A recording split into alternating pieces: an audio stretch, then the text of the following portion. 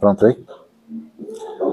Graças a paz, irmãos. Alô, alô, alô, alô, alô, alô.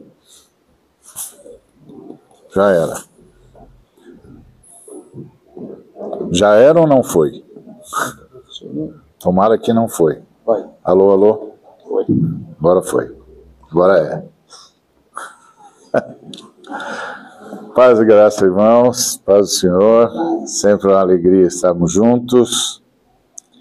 E rogamos ao Senhor que, mais uma vez, nos visite com a sua palavra, como nos visitou no louvor e em todas as palavras que nós ouvimos. Isso é extraordinário, ver como o Senhor tem visitado o seu povo. Isso é maravilhoso. E claro que isso também é desafiador, né? Porque o Senhor estando visitando, nós temos que responder.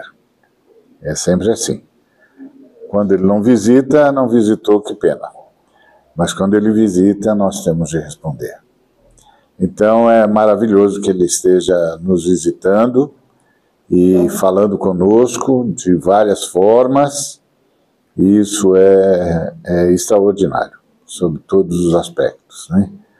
É uma promessa do Senhor que nos visitaria, que estaria conosco todos os dias, até a consumação dos séculos.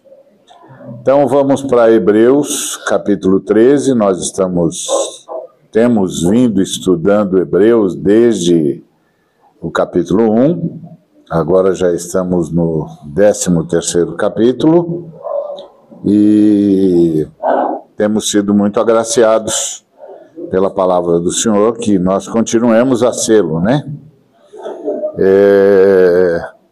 Como a gente já viu, o Hebreus foi escrito porque os irmãos judeus estavam sendo perseguidos. A igreja judaica estava sendo perseguida.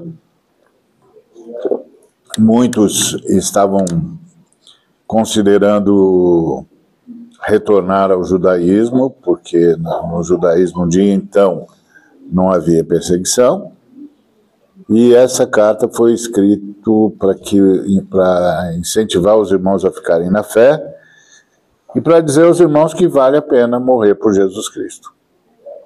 Como nós cantamos, Jesus Cristo é digno. Jesus Cristo é digno, Jesus Cristo é digno. Tem uma cena na história da igreja que é memorável por parte dos morávios. 2 irmãos morávios. Os morávios foram os irmãos que mais fizeram missão no mundo. Todos eles praticamente saíram para o campo missionário. E é um marco na igreja, um marco na história da igreja. Um movimento que começou com oração, porque o Zinzendorf recebeu todo mundo nas suas terras, fugindo das guerras que estavam havendo na Europa, mas eles eram oriundos de vários movimentos reformados e começaram a discutir teologia dentro do refúgio. E você sabe, discutir teologia significa que vai haver briga, que vai haver separação, que vai haver ruptura, é inevitável. Então o Zinzendorf disse, olha, vamos fazer o seguinte, vamos fazer a única coisa que a gente concorda, que é orar, então vamos orar. E aí eles começaram um movimento de oração, e desse movimento eles começaram um movimento missionário, que se tornou o mais impressionante e marcante movimento missionário de todos os tempos na história da igreja, só superado pelos apóstolos. De tão impressionante que foi o movimento deles. E aí tem uma cena memorável, que são dois irmãos indo para pregar em Madagascar. Só que Madagascar não aceitava estrangeiros a menos que eles entrassem como escravos. Então os irmãos se venderam como escravos e foram. E quando eles estavam zarpando, os irmãos despedindo deles no cais, chorando, sabendo exatamente para onde eles estavam indo, eles levantaram os braços e disseram: digno é o Cordeiro. Digno é o Cordeiro. E é disso que o livro de Hebreus trata. Digno é o Cordeiro, que foi morto e que venceu a morte por nós. Digno é o Cordeiro de ser adorado, de ser reverenciado, de ser seguido, de ser obedecido. Nenhum sacrifício é suficiente diante do sacrifício do Cordeiro. Então, digno é o Cordeiro, de toda honra, de toda glória e de todo louvor. Então, esse é o cerne do livro de Hebreus.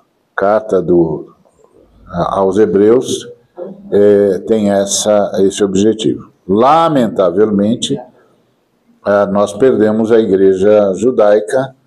Ela desapareceu depois da década de 70, depois que o general Tito invadiu Jerusalém, destruiu o templo, expulsou os judeus, e depois, em 250, o general Júlio Severo expulsou os últimos judeus da Palestina. E aí eles entraram na diáspora para só voltar 2000 anos depois. E com uma volta que agora está custando muito caro para quem os havia recebido sempre de braços abertos. Então, o que nós estamos assistindo, na verdade, é assustador.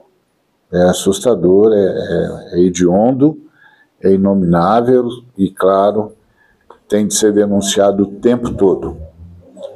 E, quer dizer, isso significa que todo esse esforço da carta aos Hebreus não susteve a igreja judaica, infelizmente. Isso é uma verdade com a qual nós convivemos desde o início da palavra de Deus entre os homens, que é o fato de que Deus dá chances e as chances são jogadas fora. E aí ele continua dando chances. Então, isso já é a nossa primeira advertência. Como nós ouvimos hoje, no dia da visitação, preste atenção no que está acontecendo e simplesmente curve-se diante do Senhor. Ponto. Porque Jesus Cristo é Deus e Deus a gente adora. Simples assim. Não é? Se Jesus Cristo é Deus, todos de joelhos. Porque Deus a gente adora. Essa tem de ser uma profunda convicção em nós. Então o livro de Hebreus começa dizendo: permaneça o amor fraternal. Então, como é que a gente adora o Senhor? Como é que a gente adora Jesus Cristo? Mantendo a fraternidade. A fraternidade é caríssima para o Deus eterno, porque o Deus eterno é o resultado de uma fraternidade. Nunca se esqueça que quando você diz Deus, você está falando da unidade da Trindade, das três pessoas eternas que estão em absoluta unidade. O nosso Deus é o resultado da fraternidade, de uma unidade, obviamente, inigualável, mas que é a fraternidade levada às últimas consequências. Então, permaneça o amor fraternal. Isso é uma coisa que a gente tem de vigiar. Vigiar. Porque o segredo da vida com Cristo é a fraternidade, é a comunidade, é a comunhão. O nosso Deus é um Deus comunitário. Não é possível reverenciar o Senhor sem vida comunitária, sem comunhão. A gente precisa escapar do individualismo greco-romano. A gente tem de escapar disso.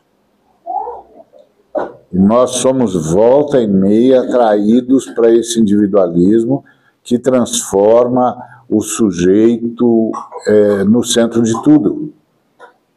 Mas aprove a Deus, na plenitude dos tempos, concentrar tudo em Cristo Jesus. Então, Jesus Cristo é o centro do universo, é o centro da existência. E o individualismo é um movimento anticristo. A gente tem de guardar isso no coração. Não é simples para nós, porque nós somos todos produtos da modernidade. Todos nós somos produtos do iluminismo, enfim, do individualismo. Até a reforma protestante aconteceu num ambiente individualista, onde o individualismo estava surgindo. A ideia do indivíduo, aquele ser em quem tudo começa e termina, estava começando a aparecer nos nossos, a partir dos nossos grandes pensadores. E nós viemos depois e nós já chegamos desse jeito. Nós chegamos aprendendo que o indivíduo é tudo, que eu é que sou o centro do universo, e que é a minha história, minhas regras, minha vida, etc. Isso não existe nas Escrituras Sagradas, porque Deus é uma fraternidade. Deus não sabe o que é indivíduo. Deus sabe o que é pessoa, mas não sabe o que é indivíduo. Um ser que tudo começa e termina nele. Isso não existe para Deus. E talvez esse seja o maior desafio que nós ocidentais temos para poder seguir a Jesus Cristo.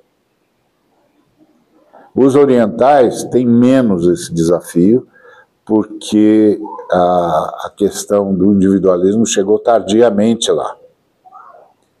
Porque eles não tiveram renascença, não tiveram iluminismo, eles não tiveram nada disso. Então, chegou tardio, chegou depois que o Ocidente começou a cruzar as fronteiras. Mas nós não, nós nascemos assim. Então, para nós é um grande desafio. Um grande desafio. Então, permaneça o amor fraternal. Lembre-se, o segredo de Deus é a fraternidade. Porque há 3 pessoas e um só Deus. O segredo de Deus é a fraternidade. Isso é verdade na comunidade cristã, mas isso também é verdade na família, isso também é verdade em quaisquer relacionamentos. Não tem nenhuma forma de viver em comunidade sem fraternidade. Não vos esqueçais de mostrar hospitalidade, porque através de alguns sem saber acolheram anjos. Então, presta atenção na necessidade. Nós temos uma marca que os apóstolos nos ensinaram. E os apóstolos nos ensinaram o seguinte: se um irmão tem uma necessidade, se uma irmã tem uma necessidade, a igreja tem um dever. Isso nós aprendemos com os apóstolos da primeira igreja. O irmão tem uma necessidade, então nós temos um dever. Simples assim. E é isso que gerou o que hoje nós chamamos de Estado Democrático de Direito. Isso nasce com a igreja cristã, que é o que nós temos hoje como marca do que nós chamamos de democracia, que é o Estado Democrático de Direito. Se uma pessoa tem um direito, o Estado tem um dever. Isso vem dos apóstolos. Porque na democracia grega não existia o cidadão. Existia um grupo seleto de homens que decidiam tudo. Chamavam de democracia porque era mais do que um. Mas não eram todos. Com a fé cristã, Democracia passou a ser todos, porque no reino de Deus não há acepção de pessoas. Ponto. Todos são iguais perante Deus. Se todos são iguais perante Deus, todos têm de ser iguais perante a lei. Simples assim. Isso tudo vem da fé cristã. Os apóstolos nos ensinaram. Então, hospitalidade. Lembrai-vos dos prisioneiros como se estivesseis presos com eles, e dos que são maltratados como se vós mesmos estivessem sendo em vossos corpos. E foi a oração que o Espírito Santo levou o Alex a nos conduzir. Lembre-se dos prisioneiros, lembre-se dos maltratados, dos vilipendiados, dos deserdados, dos que estão sofrendo atrocidades, como se isso estivesse acontecendo com vocês. O que isso significa? Isso significa que a igreja é o para-raio do mundo. A igreja é o para-raio da sociedade humana. A igreja se importa. A igreja se importa com o que está acontecendo com os seres humanos. A igreja se importa com o que está acontecendo à nossa volta. A igreja se importa com os que estão em situação de rua. A igreja se importa com os que estão sendo drogados e viciados pelo sistema. A igreja se importa com os que estão sendo destruídos, como nós estamos vendo os palestinos serem destruídos. E quem é que há de clamar pela humanidade? Quem é que há de clamar pela humanidade? É uma profunda compreensão da igreja, que o sonho de Deus é que toda a igreja fosse a humanidade e que toda a humanidade fosse a igreja. Esse é o sonho de Deus. Que toda a humanidade fosse a igreja de Deus. E que a igreja de Deus abarcasse toda a humanidade. A gente sabe dos que rejeitam a mensagem, lamentavelmente. Dos que são enganados pelo diabo, lamentavelmente. A gente sabe disso, mas isso não significa que no nosso coração eles não tenham abrigo. Isso não significa que no nosso coração eles não sejam convidados para vir para a festa que Cristo trouxe para nós. Por isso nós não fazemos acepção de pessoas. Todos e todas são bem-vindos para ouvir de Jesus, para receber Jesus. Alguns, lamentavelmente, rejeitarão Jesus, mas nós nunca os rejeitaremos. Isso tem que ficar claro, porque a igreja se ocupa da humanidade. A igreja não se ocupa com mais nada. A igreja só se ocupa de gente e com gente. Por isso que é lamentável que a igreja tenha se tornado uma instituição cheia de propriedades e de construções suntuosas e investindo pesadamente nesse tipo de coisa. A igreja só se ocupa com gente porque Cristo só morreu por gente. É simples assim, não tem muito que repensar. Por quem Cristo subiu à cruz? Pelos seres humanos. Então com quem que a igreja se ocupa? Com os seres humanos. Por isso a igreja é o para-raio da sociedade. Não pode. E então lembrai-vos, o matrimônio seja honrado entre todos, o leito conjugal sem contaminação, pois Deus julgará os pecados sexuais e os adúlteros. Essa fala, que pode parecer num primeiro momento uma fala moralista, não, ela não é moralista. ela é o significado da fraternidade em cada uma das relações. Então, nesse tipo de relação, isso é o significado da fraternidade.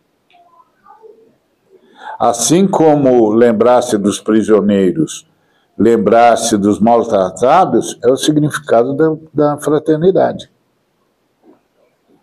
Lembrar-se de ser hospitaleiro é o significado da fraternidade. Então, como é que a gente adora o Senhor? Permanecendo o amor fraternal, praticando o amor fraternal. Como que a gente pratica o amor fraternal? Sendo hospitaleiro. Como a gente pratica o amor fraternal? Lembrando-se dos prisioneiros. Lembrando-se dos maltratados. Como se a gente fosse prisioneiro e como se a gente estivesse sendo maltratado. Essa é a ideia. No matrimônio, como a gente pratica a fraternidade?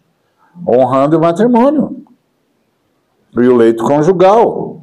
Por quê? Porque Deus vai julgar a quebra da fraternidade. Então, se a fraternidade não se sustenta, então que isso fique claro. Mas se não está claro, então está assumido. Então, se está assumido, tem de ser honrado. Porque isso é fraternidade. A vossa maneira de viver seja sem ganância. Lembre-se, ganância é falta de fraternidade. Ganância é falta de fraternidade. Ganância não é uma virtude. Competitividade não é uma virtude. É falta de fraternidade. É isso que o Espírito Santo está dizendo.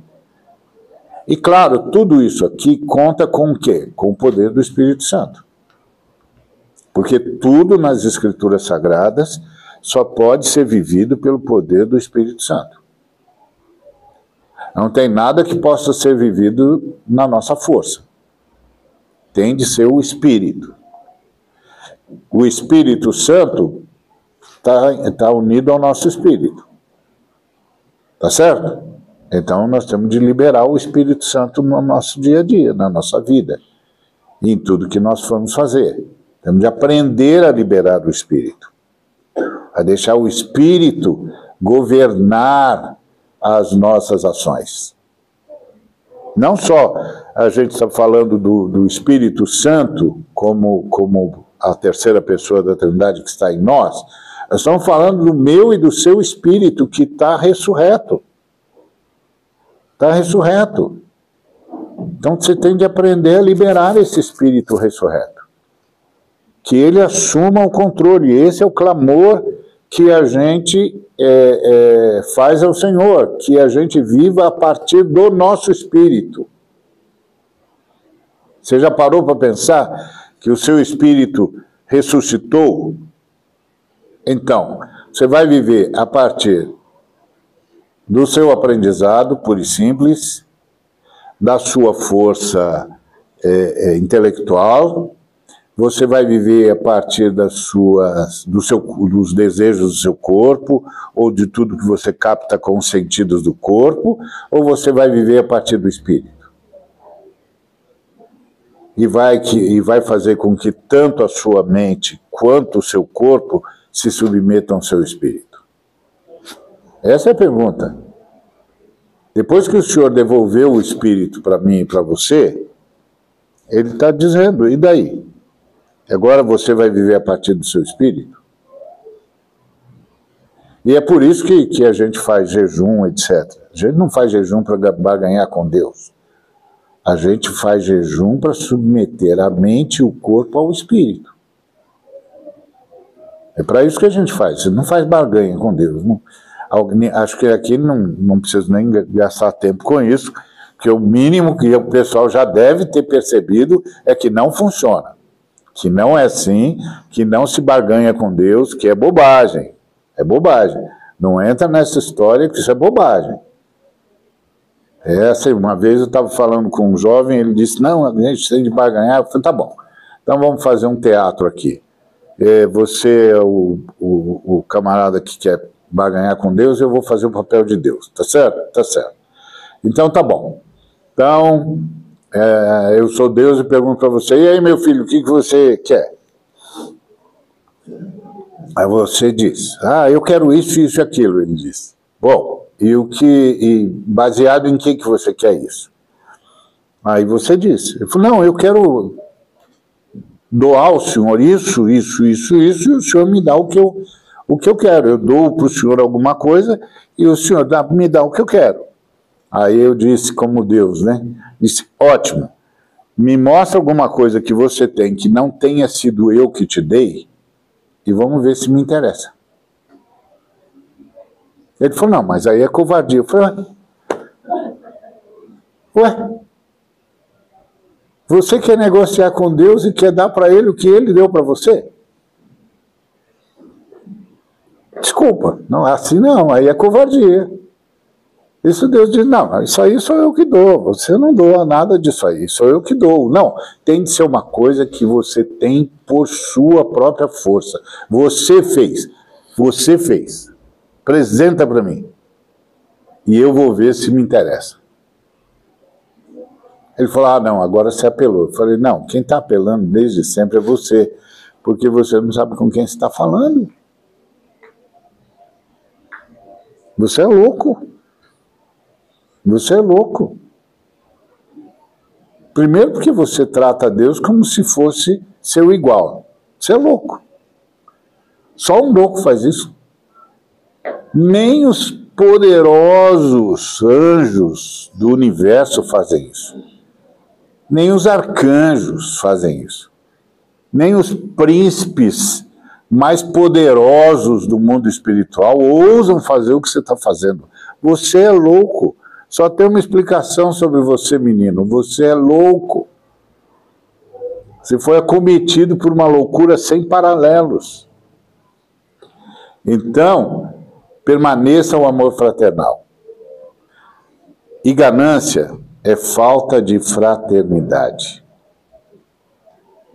Por isso que diz que é para a vossa maneira de viver seja sem ganância, contentando-vos com as coisas que tendes.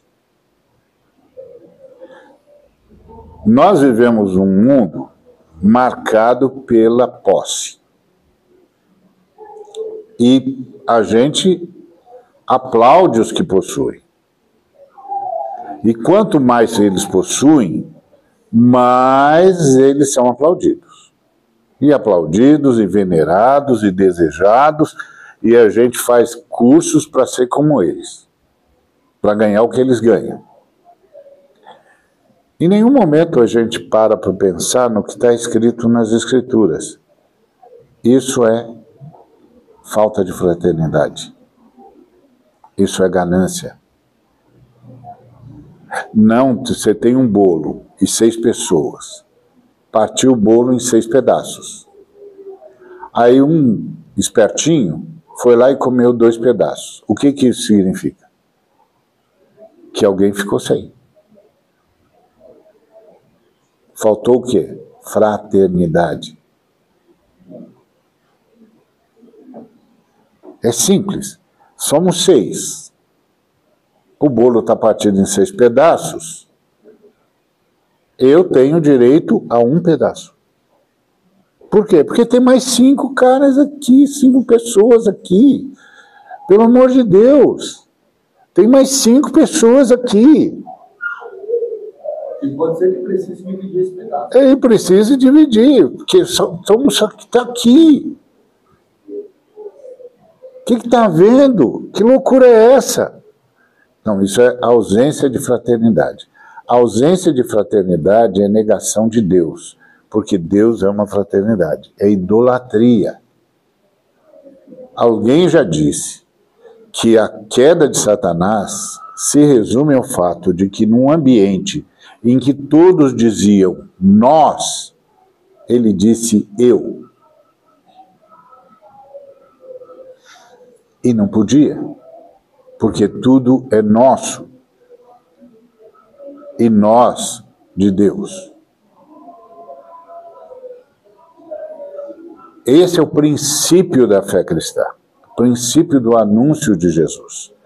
Então, contentando-vos com o que tendes. Por quê? Pois ele disse, não te deixarei, nem te desampararei. Então, você não precisa de mais nada. Não é essa a grande mensagem do Salmo 23?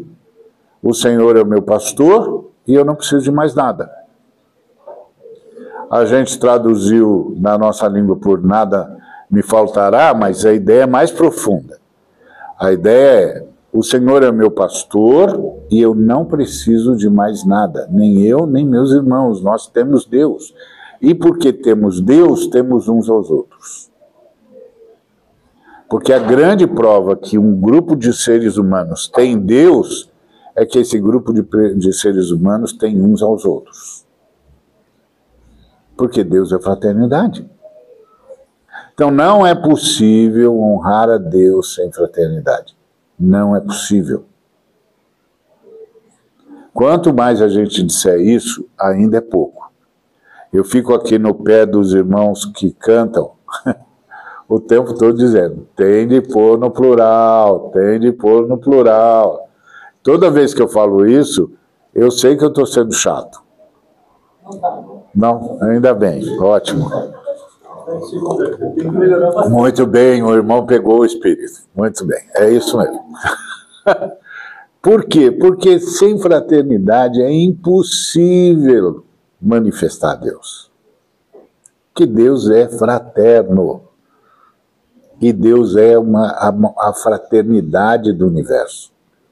E essa fraternidade do universo, que é uma fraternidade em absoluta unidade, criou todas as coisas. E mais, veio buscar o que criou, porque o que criou se perdeu. E mais, começou a criação a partir da busca, porque a primeira coisa que aconteceu foi a expiação. Então, Deus criou para buscar. Isso é impressionante. Então, não te deixarei nem te desampararei. Portanto, não precisamos de mais nada. De maneira que devemos ter a confiança de dizer, o Senhor é o meu ajudador, não temerei o que o ser humano poderá fazer. A mim. Aí ele já entra, o autor começa a entrar na questão do enfrentamento com o diabo e com a sociedade que persegue a igreja. Tem fraternidade? Tem. Então, o Senhor é conosco? É. Então, se é conosco, é consigo também. Então, agora não vamos mais ter medo dessa sociedade que nos cerca. E a sociedade que nos cerca tem um grande instrumento, o medo. Medo. Medo de morrer, medo de viver, medo de faltar, medo. Medo de não ter, medo de não poder, medo de não conseguir. Medo. E aí a gente vê qual é o significado de comunidade. Então, por exemplo, nós temos uma comunidade. E aí nós temos irmãos e irmãs que têm filhos, e outros que não têm, e outros que terão. A comunidade olha para essas crianças como os filhos da comunidade. Sim. Como os filhos da comunidade. Todo mundo tem de ajudar, todo mundo tem de cuidar, todo mundo tem de abençoar as crianças. O tempo todo. Porque são os filhos da igreja, da comunhão em Cristo Jesus. Então, eles precisam gostar de estar aqui. E precisam saber que nós estamos orando por eles. E os pais precisam saber que nós estamos juntos. Uma vez um camarada me falou, essa semana, acho que semana passada, eu acho, uma colocação qualquer que eu estava fazendo para um grupo que ligou lá, e a gente estava falando online. E aí ele falou sobre o que eu achava de grupos pequenos. Não, eu sou totalmente a favor de grupos pequenos, sem problema nenhum. Eu não gosto muito dessa ideia dos grupos pequenos para promover crescimento, para aumentar o poder central sobre a igreja, essa lógica da pirâmide de cima para baixo, isso eu não gosto. Mas eu sei que a fé cristã é a fé de grupos pequenos, porque Jesus dividiu os seres humanos em grupos de 50 para poder levar pão para todo mundo. Só que eram grupos de 50 famílias. Ou seja, eu seria a favor de um grupo pequeno em que as famílias se reúnem. Os filhos estão juntos. Os homens estão juntos, as mulheres estão juntas. E eles estão se conhecendo, e os filhos estão se conhecendo.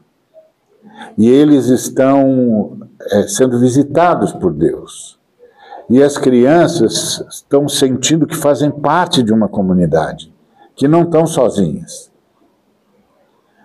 E eu lembro que uma vez alguém me disse, as crianças vão ter problemas agora, porque estão entrando na fase dos grupos, né, de viver em grupos e tal, lá na escola. Eu falei, pois é, elas estão fazendo isso porque não tem comunidade.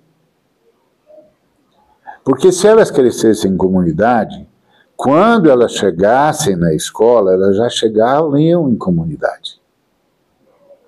Então elas não vão atrás de amigos, elas já têm. Elas não vão atrás de comunhão, elas já têm. Elas não vão atrás de serem reconhecidas como pessoas, elas já são. As famílias da comunidade se encontram, passam o dia juntos, passam momentos juntos. Eu tenho um amiguinho, eu tenho uma amiguinha, ela é da igreja como eu, os pais estão sempre juntos, nós estamos sempre juntos. Essa é a ideia de grupo pequeno na igreja. Não é o grupo que se reúne para então a gente saber que em uma semana tem de se multiplicar, porque a ideia é multiplicação, porque nós queremos chegar a uma igreja de 16 mil pessoas, então isso vai ser multiplicado em grupos pequenos, e assim você tem de ficar obedecendo às ordens que vêm de cima. Pelo amor de Deus! Pelo amor de Deus! Isso não é o exército, não.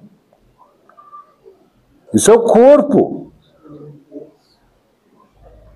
Então, o que acontece? Como nós não praticamos comunidade, os nossos filhos crescem sem saber que fazem parte de uma comunidade. Sem ter amiguinhos dentro da comunidade. Fica só a aulinha da escola dominical, que é muito pouco.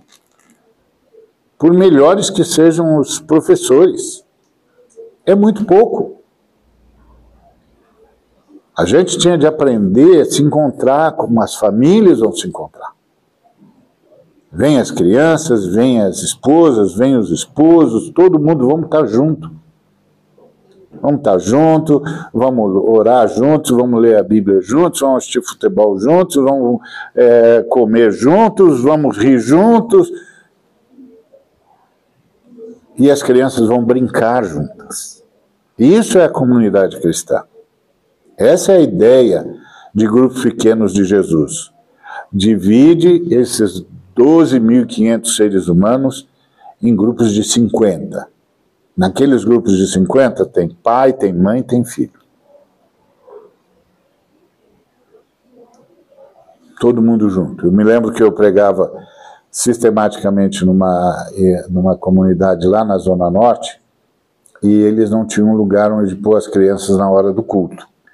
Então a gente estava pregando e as crianças estavam lá no meio, e criança é criança, né? E corre para lá e corre para cá e tal, e eles iam ficando inquietos e tal, até uma hora que eu parei a mensagem e falei, irmãos, vocês estão inquietos por causa da criança? Vida faz barulho, irmão. O que não faz barulho é a morte.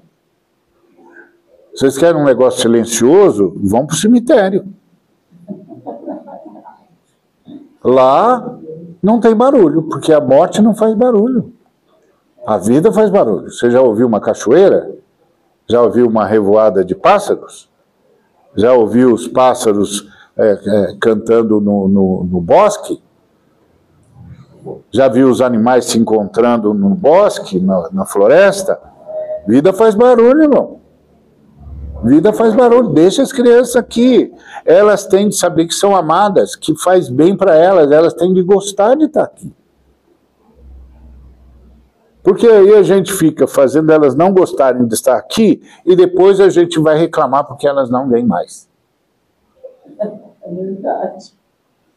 De jeito nenhum. E vocês estão pensando que isso me atrapalha? Não.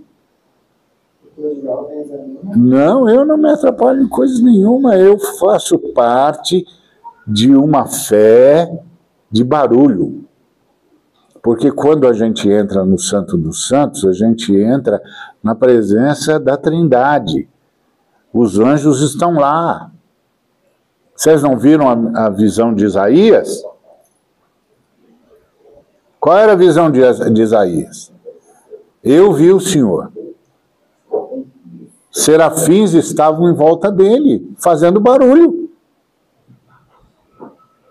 Estavam voando. Você já sabe o barulho das asas dos anjos? Estavam voando e clamando uns para os outros. Santo, santo, santo, santo é o Senhor dos Exércitos. Toda a terra é plena da sua glória. E é ali que o Isaías começa a ouvir o Senhor. No barulho da voz de muitas águas. Nunca ouviu falar de como é o som da voz de Deus? A voz de Deus é como o som de muitas águas. Mas vocês querem Deus e querem silêncio? O que é isso? Não, Deus é o Deus que agita o universo. Trovões, a terra treme. Fala, minha irmã. Eu também creio, irmã. É uma coisa assim, João, descer até a criança, até o adolescente, para poder ser fraterno, para eles entenderem e quererem nosso meio, ficar, não é? Exatamente, irmã. Descer até ele. Exatamente. A gente aprende fraternidade sendo solidário com os pequenos. É isso mesmo. Porque as crianças precisam gostar e dizer, eu quero estar lá, pai. Eu quero estar lá, mãe. Me leva para lá. Então, fraternidade. Por quê? Porque nós vamos ter de enfrentar o ser humano que está sob escravidão do diabo. Nós vamos ter de enfrentar. Então nós vamos enfrentar como comunidade. Porque você e eu temos de ter um lugar para vir, para orar pelo menos, pelo amor de Deus. Tem de ter gente orando com a gente.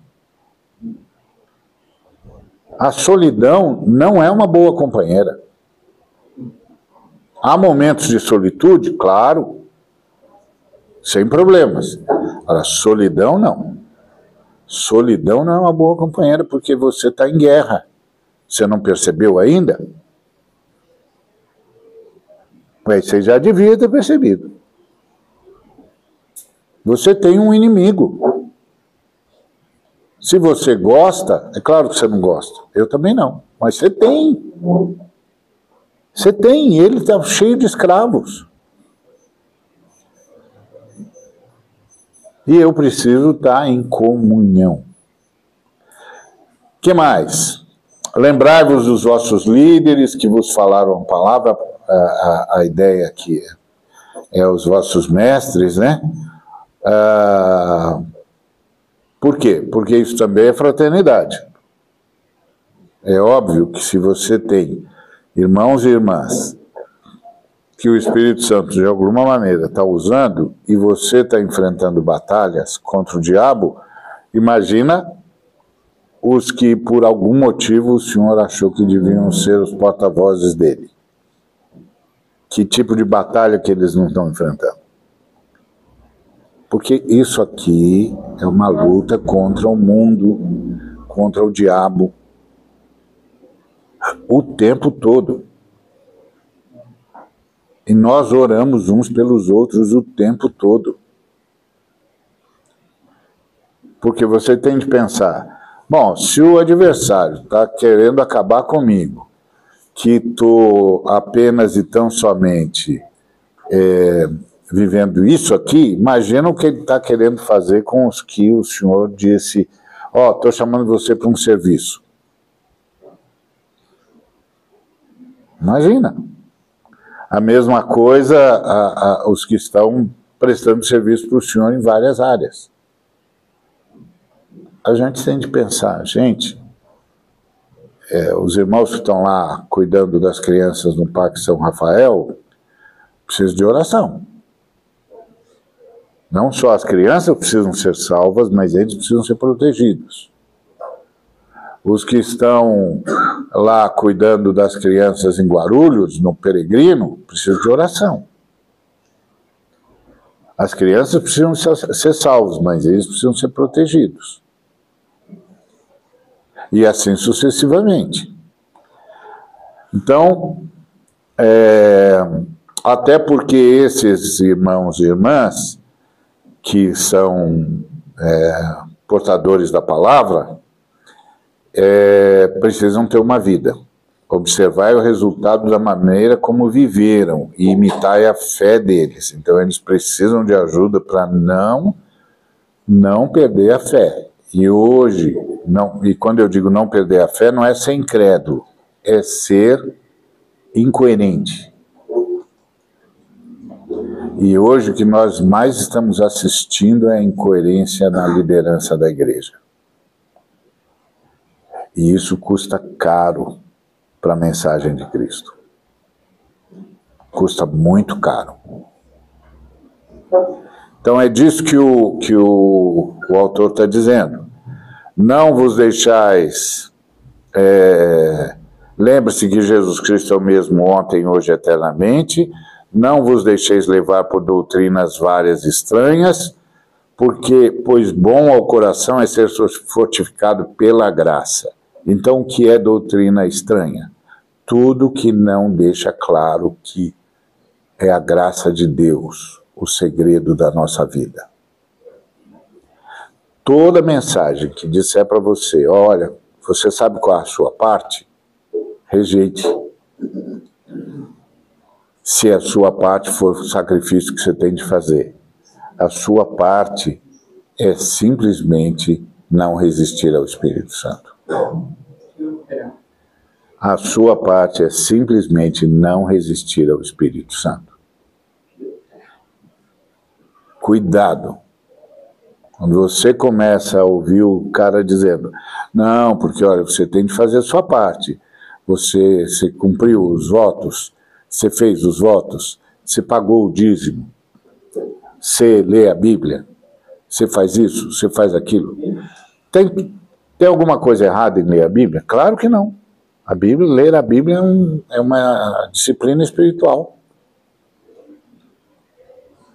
Claro que não. Mas ler a Bíblia tem de ser como tomar água. Você toma água porque tem sede, não é? Certo? Então, a gente lê a Bíblia porque tem sede. Se eu não estou lendo a Bíblia é porque eu não tenho sede. E se eu não tenho sede, eu estou doente. Então eu tenho de chegar para os irmãos e dizer, eu estou sem sede. Ora por mim, por favor, eu estou sem sede. É esse o problema. Quando o camarada começa a dizer que é a sua parte, ele está tirando você da dependência de Deus. E mais, está fazendo você não vir buscar ajuda espiritual. Entendeu? E aí você sai correndo para fazer a sua parte, não consegue, e começa simplesmente a dizer, não dá para mim, não é para mim isso. Por quê? Porque você não entendeu que a sua parte é só deixar o Espírito Santo fluir. Não resista. E aí, como é que você faz isso? Pede oração. Irmãos, vamos orar juntos. Eu estou sem sede. Eu estou precisando de ajuda. Por isso que a fé cristã é fé comunitária. Se a vida comunitária não for o lugar onde eu posso falar das minhas enfermidades, então não é vida comunitária. Se não for o lugar onde eu posso pedir oração, não é vida comunitária. Tá certo? Agora, é claro, tem gente madura e gente imatura. Então, dentro da comunidade, procure os que têm maturidade. Os que não têm maturidade não vão aguentar. Lamentavelmente é assim. A gente gostaria que o crescimento fosse coeso, mas não é. Então, sabedoria. Não vos deixeis levar por doutrinas estranhas, que são aquelas que tiram você da graça de Deus. Tudo que faz você pensar que não é por graça, mas é por mérito, é estranho.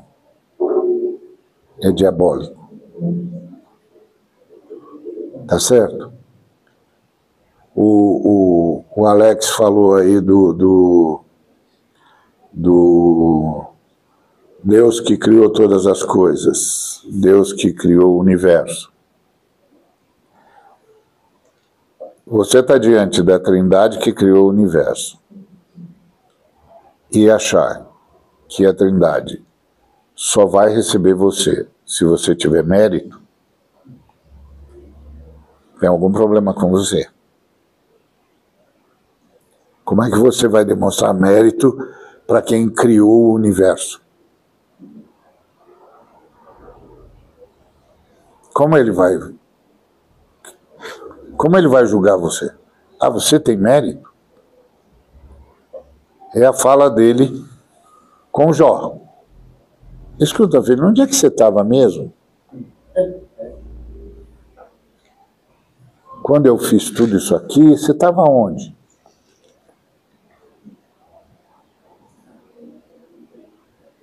Então, o que você tem para apresentar para mim?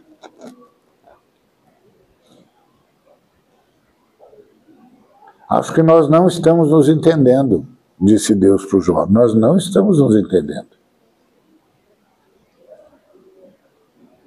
Tem alguma coisa errada aqui, filho. Eu não estou conseguindo me lembrar de você. Olha que eu tenho uma memória maravilhosa. Eu diria, inclusive, que a minha memória é divina. E eu não estou conseguindo me lembrar de você aqui, meu filho. Onde você estava? Quais são os seus méritos mesmo?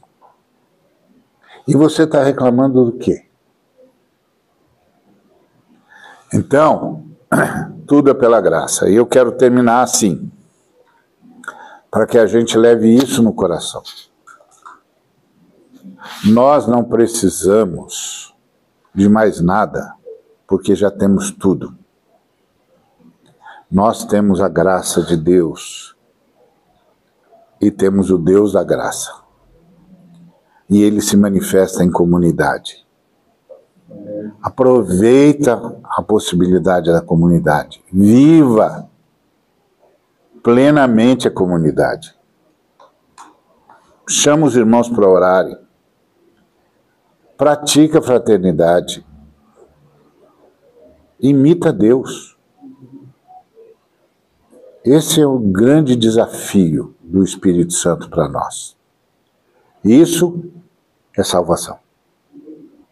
Amém? Amém. Então, que a graça de nosso Senhor e Salvador Jesus Cristo, a comunhão da Trindade, o amor da Trindade, a presença da Trindade,